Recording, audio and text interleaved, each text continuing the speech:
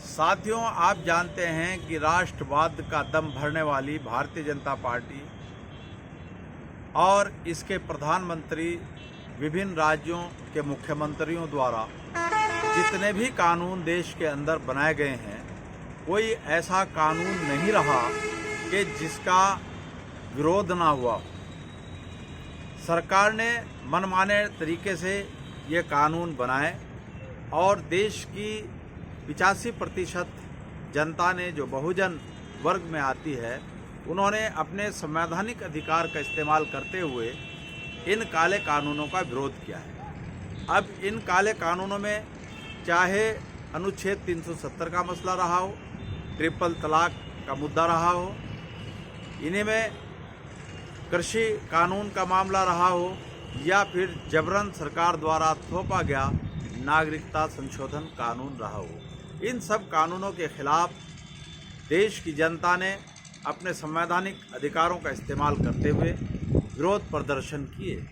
जब इस तरह के सरकार के फैसलों के खिलाफ विरोध प्रदर्शन होते हैं तो अक्सर ऐसा होता है कि सरकार के ही कुछ लोग प्रदर्शनकारियों के बीच घुस जाते हैं और घुसने के बाद वो आगजनी या पत्थरबाजी या इस तरह की अराजकता का माहौल बना देते हैं, जिससे वो आंदोलन हिंसक हो जाता है और सरकार को अपनी सरकारी मशीनरी का दुरुपयोग करके उस आंदोलन को कुचलने का मौका मिल जाता है।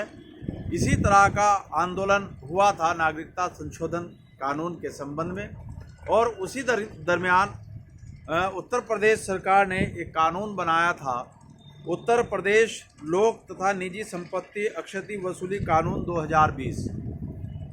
अब मैं आप लोगों को बताना चाहूँगा कि सरकार की एक व्यवस्था भी होती है कि वो कुछ जनहितकारी चीज़ें या कुछ विशेष समुदायों से संबंधित बातें अपने मैनिफेस्टो में दे देती हैं या उनकी घोषणा कर देती हैं, और उसके बाद अपने ही लोगों को अदालत में भेजकर उस पर स्टे करा देती हैं, रोक लगवा देती हैं। लेकिन यहाँ जो नागरिकता संशोधन कानून हुआ, इसके विरोध में जो आंदोलन हुआ, उस आंदोलन को कुचलकर उत्तर प्रदेश के मुख्यमंत्री योगी आदित्यनाथ ने सैकड़ों ऐसे लोगों पर जो अपने संवैधानिक अधिकारों का इस्तेमाल करते हुए सरकार की गलत नीतियों का विरोध कर रहे थे, उनके खिलाफ जबरन वसूली अभियान चला दिया। इसमें सैकड़ों लोग ऐसे थे कि जो बेगुनाह थे और जिन्होंने अपनी संपत्तियां बेचकर सरकार के कोष में पैसा जमा किया। यह मामला आरिफ टीटू नाम का व्यक्ति कोर्ट गया, फिर सुप्रीम कोर्ट ने इस पर संज्ञान लिया और सुप्रीम कोर्ट ने सरकार को फटकार लगाई और ये जो जबरन वसूली अभियान का मामला था, इसको रोकते हुए मना कर दिया। पहले तो मैं यही बताता हूं कि सुप्रीम कोर्ट ने क्या कहा। सुप्रीम कोर्ट ने यूपी सरकार से नागरिकता संशोधन कानून आंदोलन के दौरान सार्वजनिक संपत्तियों को नुकसान पहुंचाने के आरोपियों से भरपाई के लिए वसूली रकम वापस करने और जब्त संपत्तियों को बहाल करने का आदेश दिया। इससे पहले प्रदेश सरकार ने कोर्ट को बताया, प्रदर्शनों के दौरान 2019 में जारी 274 वसूली नोटिस वापस लेकर कानूनी कार्रवाई रोक दी गई है।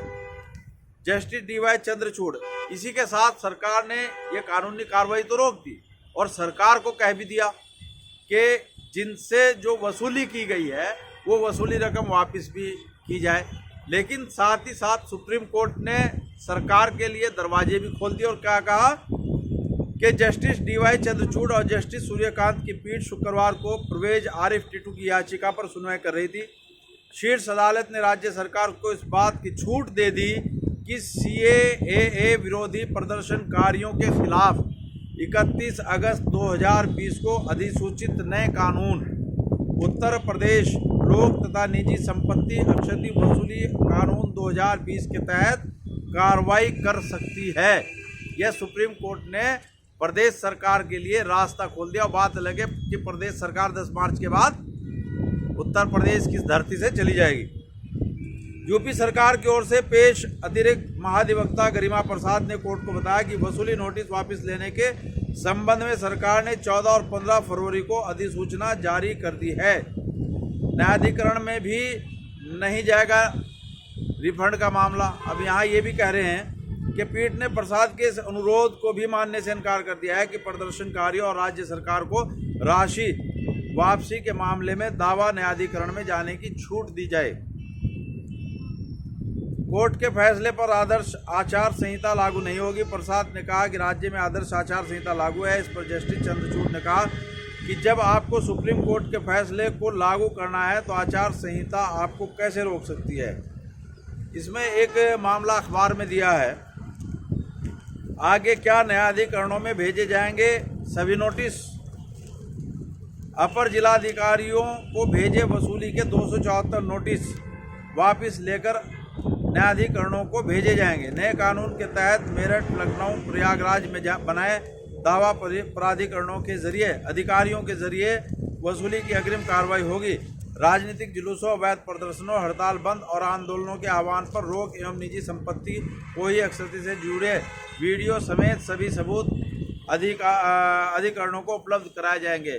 कुल मिलाकर के बात यह है कि सुप्रीम कोर्ट ने भले ही सरकार की इस मनमाने फैसले पर इस रोक लगा दी और सरकार को निर्देशित कर दिया हो कि आप जबरन वसूली नहीं कर सकते और जिन लोगों से जबरन वसूली की है उसको आप वापस करेंगे, लेकिन साथ साथ उन्होंने उनके लिए सरकार द्वारा बनाए गए 31 अगस्त 2020 में जो कानून बनाया गया था उसमें जाने की छूट भी दे दी है।